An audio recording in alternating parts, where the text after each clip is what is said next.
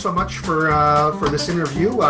We just finished an event a few days ago, and with a bunch of entrepreneurs talking about artificial intelligence, talking about are we ready as entrepreneurs for the technology revolution?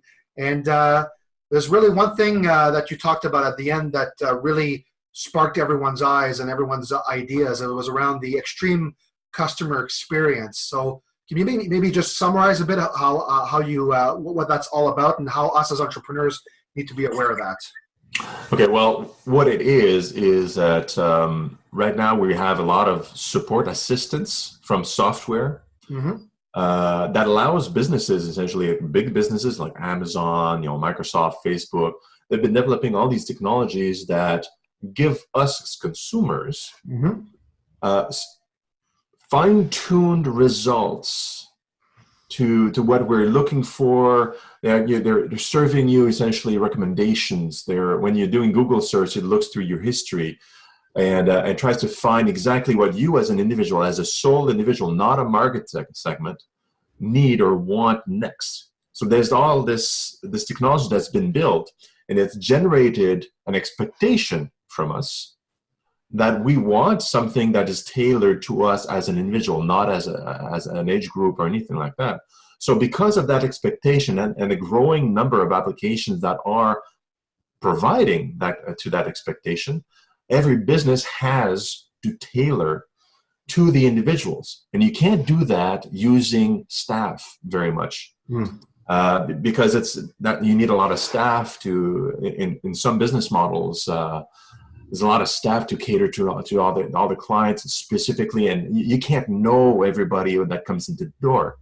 Although software, artificial intelligence, and all the data that is on the web that we generate ourselves as individuals is available for technology to sift through, look into, and try to divine what the customer really wants, instead of a vendor trying to figure out what thousands of his clients want. So, and with the advent of further refinements of artificial intelligence, especially with virtual assistants, like Siri, Cortana, Alexa, all these artificial intelligent assistants. What we'll see is that we'll see a furthering of that, where people are not only will be able to get much more pinpoint at what we need as customers, but that refines also that customer experience, which actually needs to be very, very specific, because again, it's all about expectations. So essentially, what I found very inspiring from your presentation was not to be afraid of this. It's not about saying, well, I might as well just give up and let Amazon take over my business. It was more about there's an opportunity here, like you mentioned, to create this tailored experience for my customer. And we kind of talked about it afterwards, you and I and others in the room, was, okay, well, there's the triangle, right? There's us as entrepreneurs who know our business and know our field very well. Then there's the technology out there, like you mentioned, the Cortana series, the virtual assistants, the cloud platforms that we could all utilize for very cheap, very easily. And then on top of that, the AI engines and the data that we have. So can you talk a bit about the process? So I'm an entrepreneur now. I'm inspired. I know that I have some data. I know that this technology is out there. What's the process for me to move forward now? So I have the idea, I have the vision. Tell us a bit about the process. Well, first let's talk about the opportunity and what it looks like. Okay, and then we're going to get into the process. First, what's been going on is because we're leveraging technology on top of, it's kind of springboarding new technology, and it's going faster. Computers are being faster. This whole acceleration of discovery of technology and development of technology has been going at an accelerated pace because it's all built on top of one another. But since we're using a whole lot of people to implement this technology in the real world, and people tend also to be resistant to things that they find strange, unusual, new to a certain degree, currently there's a huge gap between what is possible and what is deployed in market. So this is like a huge gap of opportunity for number one, technology companies that want to fill that gap. You have big technologies, and how can you fill a void or fill a need in there? So that's number one for technology companies. For those companies that are not technology, first off, we need to technologize them, because like we just explained, you can't provide an extreme customer experience to huge amounts of clients. Like, if you're a dentist or something like that, which is a very personal experience currently, you don't need technology to deal with the client. You can learn your client to a certain degree. That's a little bit different. But a lot of businesses deal with a lot of clients, and you can't do extreme customer experience. You need to leverage technology. So how do you implement into that void? Well, the big companies, like you mentioned, Amazon, for example, don't be afraid of Amazon. Amazon, IBM, Facebook, Google, if you look at their business models around AI and tools, they're all providing tools to the user. Well, here, use this, use this. They're opening up their platforms, like we were talking about the chatbots, with Messenger and Facebook that was opened up last year. They're doing this not because they're being nice. These are big businesses. They want to make money. They're doing it because they know they can't sell it. They're giving it away, and they're letting the businesses take that, and they're using a little subscription fee sometimes. Sometimes they're just giving it away, and they're using it for branding. So you use it, you get a huge benefit as a small business, but it's all branded, well, X tool, X tool, X tool. And so they're offering all these tools that they're spending billions of dollars a year to small businesses to develop and make it their own specific little tools for their own little business. And when there is a price point, it's really not a whole lot. It's usually a little subscription based, sometimes a flat license fee that's less than $1,000. For a business, it's peanuts. They want their tool to be deployed to as many businesses or individuals as possible, and they're getting their money from the back end, from the promotion, from the branding, from the, like in Facebook's case, it's mostly from being able to deliver their ads more effectively on your tool that you built. So it's a trade. We give you the tool for free. We're going to post ads on you that is intelligent and tailored to your crew, and they make money off of that, of the vendors that want to sell. So, and there's also another part of it. Because of that gap of opportunity, there's a lot of technology companies, small ones, trying to fill that gap by building new technology, and so they're not the big guys.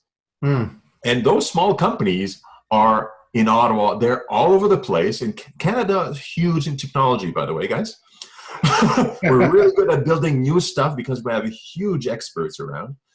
And small companies can find these other technology, smaller companies, and partner with them. These partnerships are entirely possible because they're making niche things that are usually catering to a specific segment of business, because they're not big enough to try to cater to be the Walmarts of technologies, right? And you can find these partners sometimes online and say, hey, you're building something exactly what I want, and you make a partnership. Use this here as a form factor. I'm going to get benefit from it because this is high tech, like really cool way to access my customers in a very specific way, to provide them a very specific experience and whatnot. And they get probably sales off of you, ideal partnership. And they're really willing to do these because, as you know, starting a business, it's hard. And they want to get these foot in the door. So there's a huge amount of way. You can't, like most of entrepreneurs are not centered in technology. They just want to sell products. So because they have lack of expertise in technology, they're concerned about how to do it.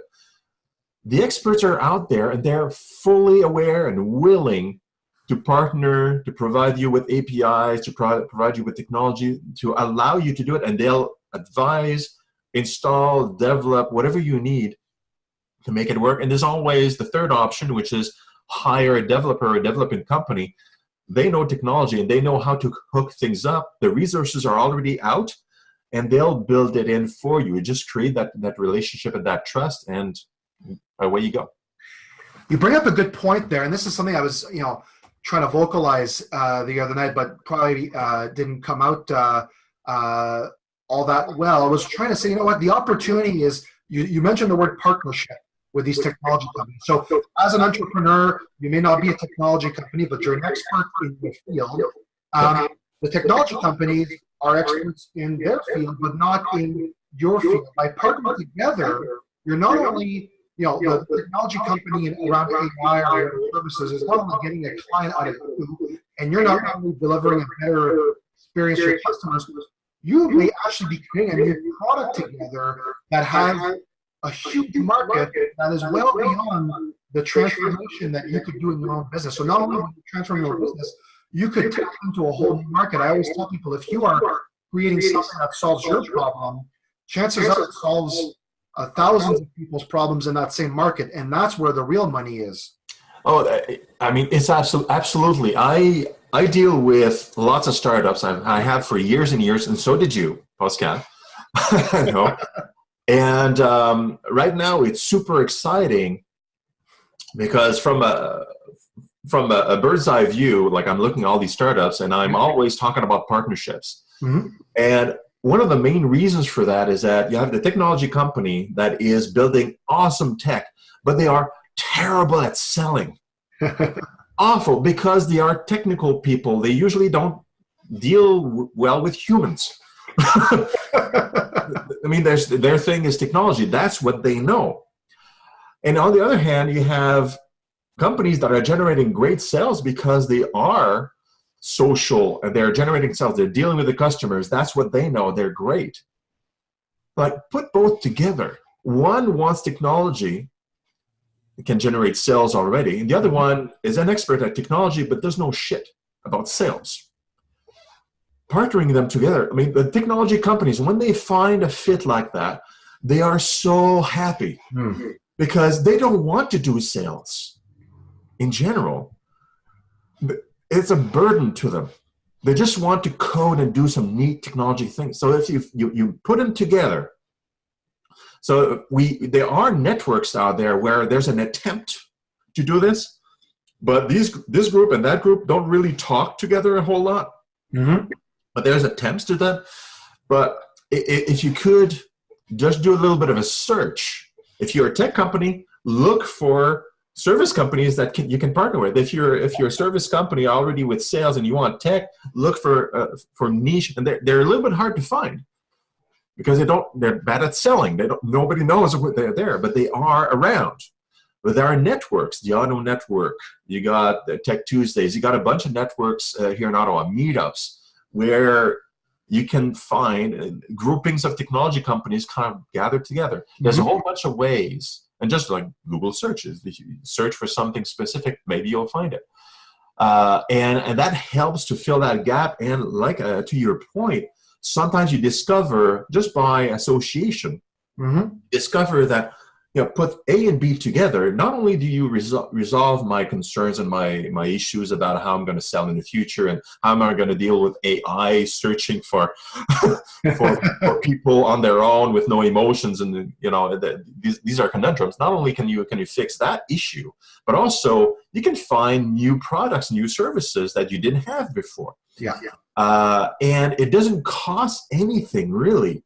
You're just increasing your business. And both partners can be really happy with it. The trick is, like I mentioned, is to find it, because we don't have very clear channels yet on how to really collaborate and discover each other. But organizations are indeed working on that, and including the government of Ontario and Quebec, in fact.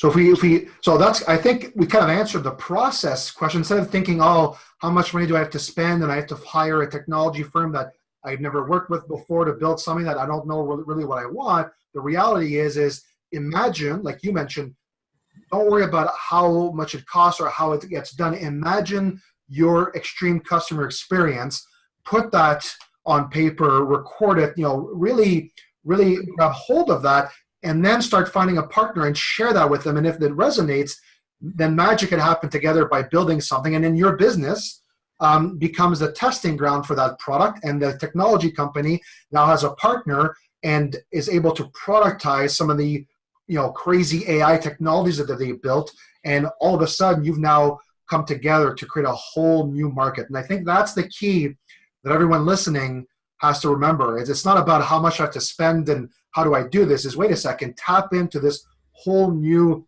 business opportunity that's out there for you.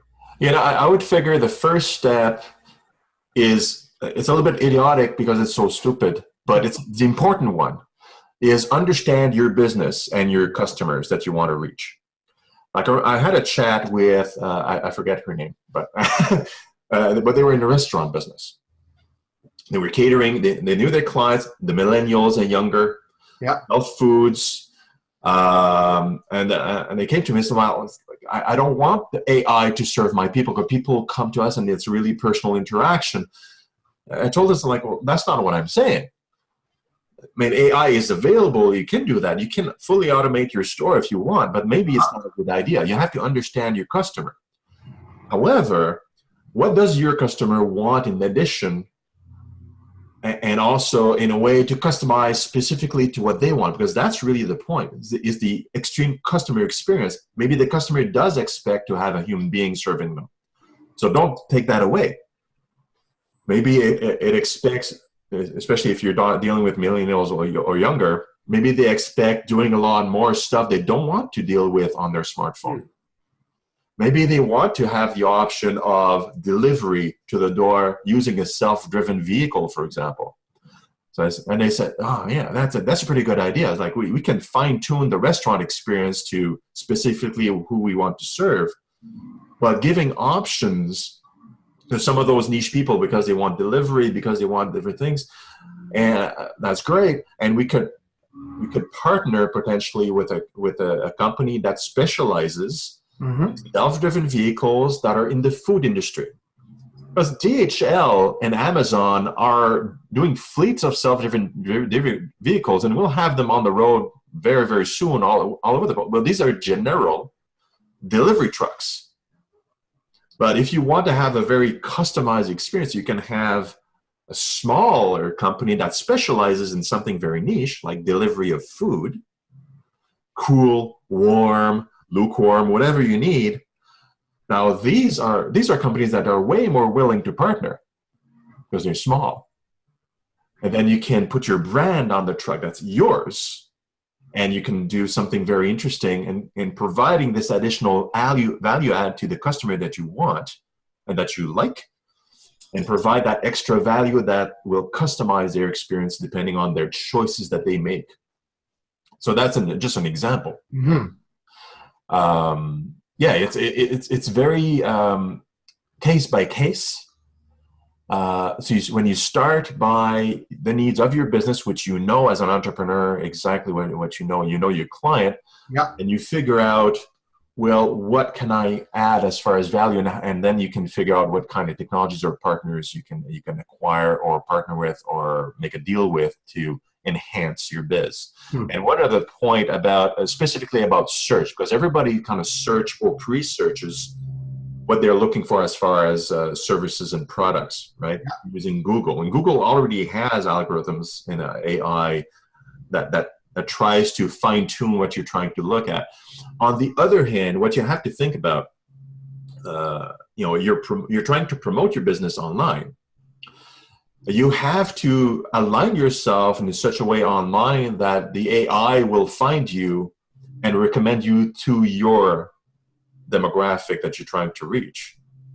And that means in this day and age, because AI, including Google search, including the future AIs like Siri will be doing it for us, and all that stuff in the future, talking about 2 or 3 years from now, that means you have to be honest on your webpage.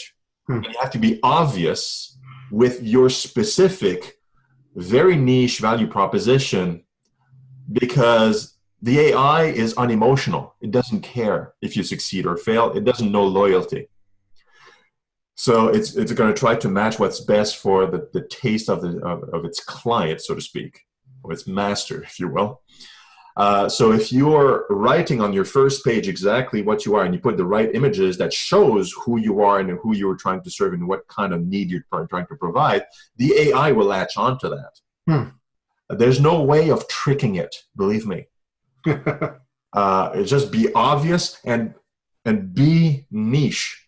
Don't be mediocre. The marketers currently are seeing trends in the market where niche themed restaurants and services that are very specific at who they're specifically trying to target, they're doing really well. If you look at like gourmet type of restaurants, for example, or very like high-end services, they're doing really well because they're catering to a high-end crowd that knows what they want and so on. Everybody that's kind of lukewarm and like we do pretty much everything kind of in between, they're doing badly. And that's because there's more and more artificial intelligence that caters to the specificities of the individual. Mm-hmm. And if you're too general in your offer, you don't get hits. Because whenever you want to look for food at a restaurant, look at yourselves, those of you who are watching. What are you typing in? Are you just typing restaurant? No, you already have in mind what you want to eat. You're searching Greek restaurant or something more specific. That's a theme. Well, the little diners around the corner, that's not a theme. They're not doing well. So think about that, about how you angle your business. Some of you may need to be more specific in trying to target specific audiences and make it clear on your website so that, because the AI will not be looking for bland, generic services. And the key thing about that is that as you become more specific, the data that you're going to collect from your business will be very powerful in that specific niche. And like you mentioned in the presentation, the narrow AI does a really good job when it has a very specific task. So the more specialized you become with your service offering, and the more specialized the data, the more the AI will work wonders for you. Yeah, and right now as searchers, we make mistakes, which is weird to say. We're trying to look for something. We think we're using the right words, but we don't know what words to use to really copy what we have in our minds of what we want. You know what I mean? Mm-hmm. But AI will be looking at all the data. AI has all access to that data. It's going to be better than ourselves at figuring out what we want, which opens up to more specific businesses that are even more niche or more narrow. Because then the AI will say, well, you're kind of a, I don't know, you're using the word like you're a goth person. You like this kind of mood. I'm going to look for a restaurant that's a Greek restaurant, but also that has that kind of feel because you tend to really like that. But when you're doing searches, you don't look for a goth Greek restaurant. I mean, who does that? You don't really use those words, but the AI is going to say, well, I know who you are. So that's the opportunity from the other end to be more specific with your business. I want this kind of mood in my Greek restaurant. The AI will find you, and the gloomy, emo or goth people will be attracted to your restaurant, to your Greek, goth style restaurant, and that's going to be your market. And then you can really tailor your services accordingly and whatnot. And so you have we're going to be able to see much smaller businesses that are very niche and themed. And they're going to be filled with people that find you because they are looking for that specific experience, the extreme customer experience always. Well, this has been fantastic. I mean, I'm excited about the future as an entrepreneur, and I hope that all entrepreneurs, even those who are not in technology, embrace this because it really is the future, and it could create a market for them the size that they can't even imagine. So how do we, I know I follow your YouTube channel, I know you have a book coming out. How do we stay in touch with you as entrepreneurs? How do we follow Sylvain online? Well, you can do like you do. I do have a blog. You can subscribe to that. There's the YouTube channel, which I use a little bit more casual. Like it's not very formal, but I read a lot and I expose some ideas and things. But I also have my website, and I would like to do more specific speaking. Because just like what we did with the conference, these are entrepreneurs, so these are doers. Yeah. So to get the word out on how to adapt to technology, that's very efficient because they'll be implementing things and getting customers used to it, used to the new technologies, new approaches. They'll be doing great sales, I hope, in the future, being really adapted, be really excited about it. So I guess what I'm saying is that I'd like more organizers to be in touch with me and others like me. I do have other futurists that I can even recommend, so that you can plug into a knowledge base, because that's the point in some way, because the channels and stuff, that's really good, but there's also all the conferences and just organizations like Entrepreneur Organization, for example, great plug-in because you bring in this expertise. And there's a whole bunch of ways like that. And like I also explained on a smaller scale or more niche scale, you can use automated tools like Google Alerts that doesn't depend on being in touch with me, but being in touch with services that feed you with what you need to know in a more direct way and more specific way by keywords. So these are really good different means for you to stay in touch with advances. And I'm available for consultations, anything you need as well. Through my website, you can contact me. I'm always open. People call me all the time out of the blue, as long as they have my phone number. And I'm happy whenever I have the time to have a chat. To give you a few ideas, maybe leads into a certain direction. I'm happy to do that just off the cuff, as long as I don't get 1,000 calls a day. I'm fine. So please feel free to contact me. I believe it's because it's a little bit my purpose, I guess. This is something I really love doing, and I enjoy educating. I feel a responsibility to be that guy in the middle that is feeding while others are doing other tasks like making restaurants, and because I enjoy eating. So you do like awesome restaurants that I'll enjoy eating at, and that are well exposed and automated, so that I have I'm a freaking lazy guy, and I can get my joy without any hassle. And I'm going to be the guy that will feed you information. Exactly. I'll do what I do best. You do what you do best, and we'll collaborate. Absolutely. And that is the future. Yeah. The extreme customer experience doesn't really only extend to the provider and the buyer. Mm-hmm. It's broader than that. With the implementation of AI in our lives, we're looking at a network of collaborators and entrepreneurs and individuals. You already kind of see it with the open source. You see it with the internet interactions, the internet and social media. People are collaborating in their niche love space, if you will, of occupation and jobs, and sharing constantly and trading constantly. So let's keep that rolling, because it's just going to be amplified with and enabled with further communication technologies and intelligent assistants that will facilitate that for us. And we can end up doing exactly what we enjoy doing and benefiting from what others are doing in other segments of society. And everybody can be happy and just enjoy life. Perfect. Well, I appreciate your time for this interview. Appreciate the event the other night. We all benefited greatly, and I look forward to what's next. And of course, you and I will be staying in touch, because we could talk about this for a full day or even a full week. So, it